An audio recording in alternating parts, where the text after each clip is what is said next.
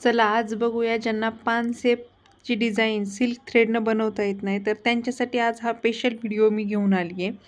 तर इथं बघू शकता सिल्कचा थ्रेड घेतला आहे, सुई घेतली आहे जी सिल्क थ्रेडसाठी यूज होते ती, आणि आपलं सिंपल व्हाईट कलरच्या पेन्सिलने मी हे पान ड्रॉ करून घेतलं आहे। तुम्ही तुमच्या अकॉर्डिंग तुमच्या साईजनुसार बनवू शकता। हा डबल घेतला आहे सिल्क थ्रेड, त्याला गाठ मारून घेतली आणि बरोबर आता आपण काय करणार आहेत, अंगठ्या शेजारच्या बोटाला तो गुंतवून मधल्या बोटात आणि अंगठ्याच्या बेचीमध्ये दाबून धरणार आहेत। तर तुम्हाला इथं खालचं पण दिसते की मी कशा पद्धतीनं दोरा वगैरे धरते। तर इथं मी एक टाका टाकून घेतला, त्या शेजारी छोटा टाका टाकला आणि त्यानंतर मग आता इथं क्रॉसमध्ये वर्क करत चालली आहे। तर इथं काय करते मी, सरळ लाईन देते, म्हणजे अर्धा भाग आपल्याला अगोदर बनवायचा आहे आणि हाफ भाग आपल्याला नंतर बनवायचा आहे। तर त्यासाठी तर इथं बघू शकता वरच्या साईडला जाते मी, एक मोठा टाका घेते, त्याच्या शेजारी लगेच एक छोटा टाका घेते, म्हणजे दोन शेजारी शेजारी देते, एक मोठा एक छोटा। तर इथं दिसत असेल, आणि क्रॉसमध्ये देते, एकदम सावकाश फिनिशिंगमध्ये द्यायचं आहे, कुठे असा धागा वगैरे बुरबडू द्यायचा नाही आहे, जेणेकरून सिल्क थ्रेड हा खूप नाजूक असतो। तर त्यासाठी इथं बघू शकता तुम्ही बरोबर लाईनवरतीच आपण हे वर्क करतोय, म्हणजे मधल्या सेंटरच्या लाईनिंगवरती येत आहे आणि बाहेरची पण जी लाईन आहे तर तिच्यावरतीच येत आहे। इथं माझ्या पेन्सिलचा टोक थोडासा मोठा होता, तर त्यामुळे डिझाईन थोडी ब्रॉड झाली आहे।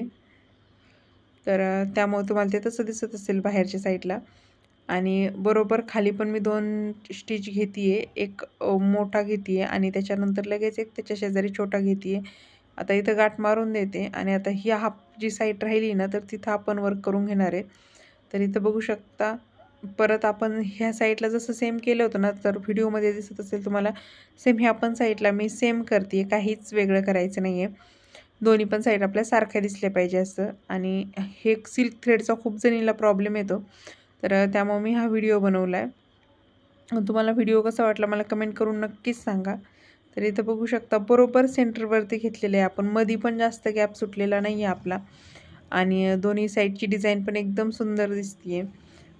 म्हणजे ज्यावेळेस आपण खालच्या साईडला येतोय त्यावेळेस पण 2 स्टिच घेतोय, वरच्या साईडला जातोय त्यावेळेस पण 2 स्टिच घेतोय, आणि सिल्क थ्रेड हा प्रॅक्टिसनं खूप छान जमतो, त्यामुळं प्रॅक्टिस करायची।